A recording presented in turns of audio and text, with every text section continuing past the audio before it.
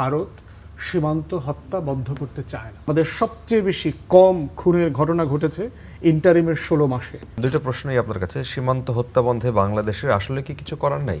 মানে বাংলাদেশের শুধু আহ্বানই জানাবে যে প্লিজ করবেন না, এটা করেই কি শেষ? আর 2 নম্বর হচ্ছে যে এই কাঁটাতারের বেড়া যদি ইন্ডিয়া দেয়, বাংলাদেশের তাতে অসুবিধা কোথায় এবং কোনো শঙ্কার জায়গা আছে কিনা? আর সরকারই বা কীভাবে ডিল করবে?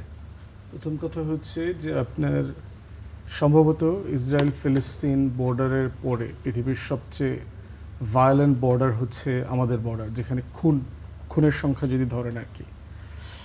এবং মেক্সিকান বর্ডারকে অনেকেই বলে, বাট মেক্সিকান হচ্ছে প্রপোর্শন টু দ্য পপুলেশন, মানে এত পরিমাণ লোক ক্রস করে সেই তুলনায় খুনের হার আমাদের থেকে কম বলে অনেক যারা ক্রস বর্ডার এক্সপার্ট আছেন তারা মনে করেন আর কি। প্রশ্ন হচ্ছে, দেখেন এই প্রশ্নের উত্তরটা হচ্ছে যে পশ্চিম বাংলাতে একটা মানবাধিকার সংগঠন আছে, মানবাধিকার সুরক্ষা মঞ্চ, মাসুম, সেটা যিনি প্রধান পরিচালক আর কি আপনার কিরিটি রায়, তার একটা ইন্টারভিউ পড়েছিলাম বেশ আগে, তাকেই প্রশ্ন করা হয়েছিল। তিনি বলেছেন এটার সিম্পল কারণ হচ্ছে ভারত সীমান্ত হত্যা বন্ধ করতে চায় না।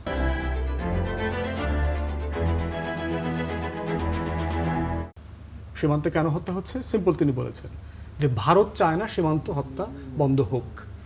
এখন প্রশ্ন হচ্ছে, ভারত কি তার নিজের দেশের আইন মেনে এটা করছে? ভারতে ফরেনার্স অ্যাক্ট আছে 1946, যে কোনো ব্যক্তি যদি অবৈধভাবে তার সীমান্তে প্রবেশ করে সেটা বলে দেওয়া আছে তার সর্বোচ্চ শাস্তি 5 বছর, জরিমানা করতে পারবেন এগুলা সেগুলা। যদি অন্যান্য অপরাধ অ্যাসোসিয়েটেড থাকে তখন আবার অ্যাসোসিয়েটেড পানিশমেন্ট বাড়বে আর কি। কিন্তু প্রশ্ন হচ্ছে এটা মানা হচ্ছে না কেন?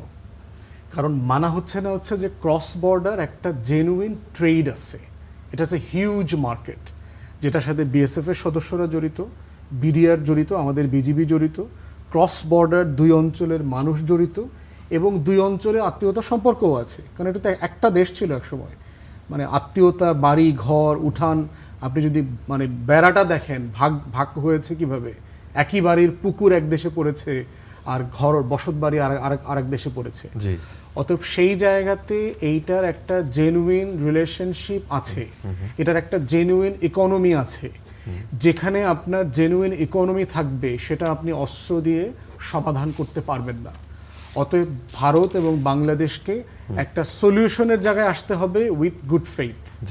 ভারত এখন পর্যন্ত গুড ফেইথে এই সিচুয়েশনটা ডিল করবার জন্য চেষ্টা করা হয় নাই।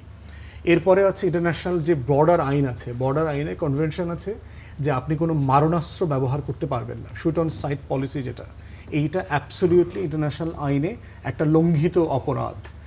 ভারত যেটা বছরের পর বছর ধরে করে আসছে, আপনি খেয়াল করে দেখেন তো নেপাল বর্ডারে গত 7-8-10 বছরে কয়টা লোক ইন্ডিয়া মেরেছে? ছোট দেশ, 1জন মারা গেছে আমার জানা মতে। 17 সালের পর থেকে নেপালের বর্ডারে 1জন মারা গেছে। পাকিস্তান বর্ডারে কয়জন মারা গেছে? চাইনিজ বর্ডারে কয়জন মারা গেছে ক্রস করতে গিয়ে? সব বর্ডারে ক্রস বর্ডার ট্রেড আছে, বৈধ অবৈধভাবে আছে, সারা দুনিয়াতে আছে। অতএব সেই জিনিসটাকে রেগুলেট করবার আলোচনা না করে গরু চোরাচালানি হচ্ছে, এইটা চোরাচালানি হচ্ছে, লিগাল ইললিগাল ট্রেড ডেফিসিট কার ফেভারে? ইন্ডিয়ার ফেভারে। ট্রেড যেটা হচ্ছিল তো ইন্ডিয়ার ফেভারে যাচ্ছে, কারণ ওর গরু খাওয়ার লোক নাই, আমার দেশে গরু খাওয়ার লোক আছে, ওর দেবতা দেব দেবীদেরকে সে বিক্রি করে দিচ্ছে বাংলাদেশে, ওর তো টাকা হচ্ছে। কিন্তু বাংলাদেশের তো এটা দিয়ে তার যে একটা বিশাল ইকোনমি ডেভেলপ করতেছে, গরু খাওয়া ছাড়া চলবে না, বাস্তবতা তা না। বাংলাদেশ সাফিসিয়েন্টলি এখন ক্যাটল প্রডিউস করতেছে। তাহলে সেই জায়গাতে এইটা হলো অ্যাটিটিউডের প্রবলেম। আপনি দেখেন ইন্টারিম অ্যাডমিনিস্ট্রেশনের সময়, ধরেন যদি তর্কের খাতিরে বলিও যে আওয়ামী লীগের সাথে ইন্ডিয়ার খুব ভালো সম্পর্ক ছিল, বোঝাপড়া খুব ভালো ছিল, ট্রেড ওইভাবে কোনো বিতর্ক ছিল না, খুবই সেটা তৃণমূলের সাথেও ছিল, বিজেপির সাথেও হয়তো ছিল। সেই সময় তো কি পরিমাণ মানুষ বর্ডারে কিলিং হয়েছে, সেটা কেন বন্ধ করা যায়নি? ওটা তো ডিগনিফাইড কোনো রিলেশনশিপ ছিল না, ওটা তো একটা সাবসার্ভিয়েন্ট রিলেশনশিপ ছিল, অধীনতামূলক একটা সম্পর্ক ছিল। এখানে স্টেট টু স্টেট কোনো সম্মানজনক সম্পর্ক তো আমাদের সাথে ছিল না। রিলেটিভলি দেখেন ইন্টারিম অ্যাডমিনিস্ট্রেশনের সময় এই ঘটনাটা খুব কম ঘটেছে। কেন? ইন্টারিম অ্যাডমিনিস্ট্রেশন চোখে চোখ রেখে এই বিষয়গুলো সিরিয়াসলি ডিল করেছে। এবং আপনি দেখেন আমাদের গত 20-30 বছরের ডেটা যদি দেখেন, আমাদের সবচেয়ে বেশি কম খুনের ঘটনা ঘটেছে ইন্টারিমের 16 মাসে।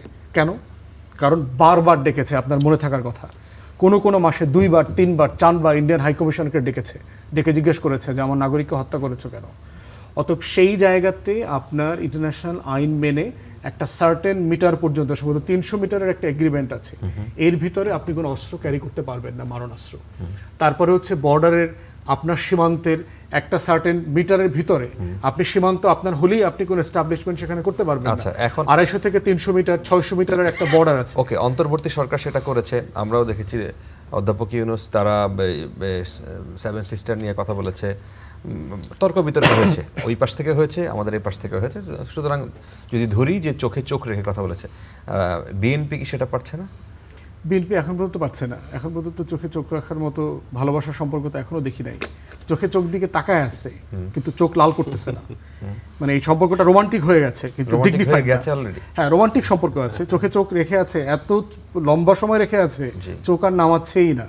কিন্তু চোখটা যে লাল করতে হবে, এইটা যে একটা ডিগনিটির কোশ্চেন, এটা যে আমার 20 কোটি মানুষের সম্মান মর্যাদার প্রশ্ন, সেইটা আমরা দেখতে চাই এবং এটা সম্ভব। কিন্তু নেপাল যদি পারে, মালদ্বীপ যদি পারে, এত ছোট দেশ, আমরা কেন পারবো না?